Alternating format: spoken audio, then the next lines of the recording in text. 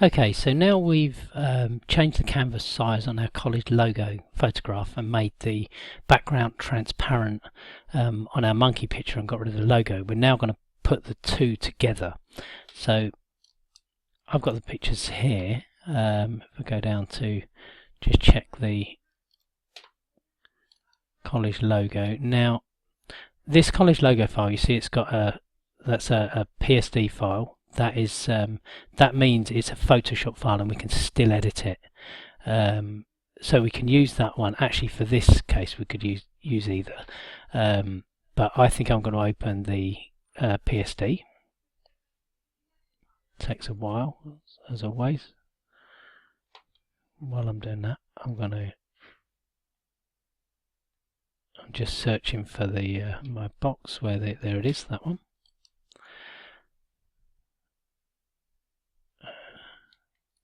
Great, there it is. So now we're going to pull in our picture. Now I'm pretty sure it's this one, which is saved as a PNG. I'm going to just drag it in from my box, but this might take a little while to work. Okay, there he is. Now if you look down this side, you'll notice that you've now got two bits of detail here, and these are your layers.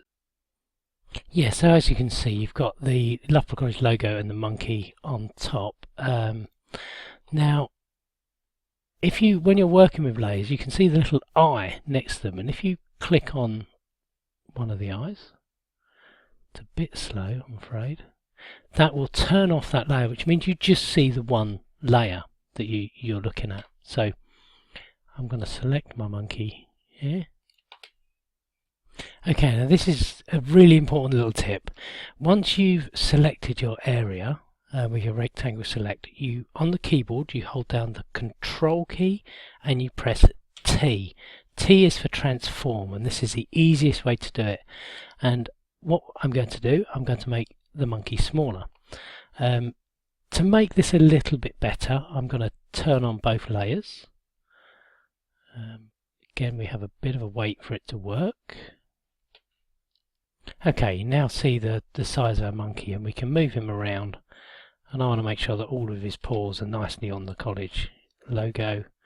I'm going to say Control T again because I think he's still a bit big, so that's Control T, and I'm just going to make him a tiny bit smaller. Okay, and we can play around with him for forever more, really. Control T again just to come out of there, and Enter. Okay, so now we should be able to move him, and just make sure you're happy with where his paws are, so he looks as if he's walking across the college logo. They tend to jump around a bit, and you want to make sure that it's just right. So sometimes it's worth zooming in just to get nice and close and make sure that he's in the best position, because at the minute, if you see his feet, he's just sort of floating above the air. So we want this chappie just to come down a touch. Where does he look best? Probably about there. We need to find a good place for him, I think. Okay, I think that's okay.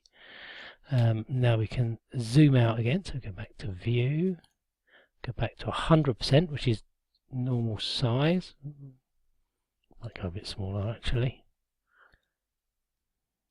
Sorry, wrong way. Zoom out.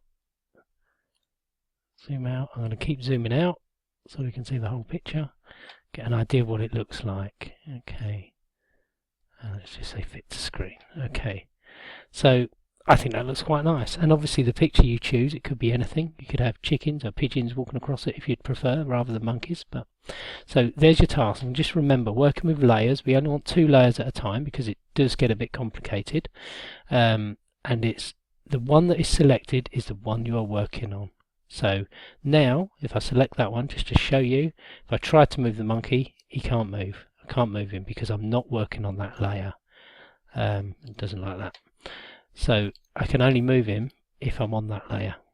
Okay, I'm going to put him back to where I think he was.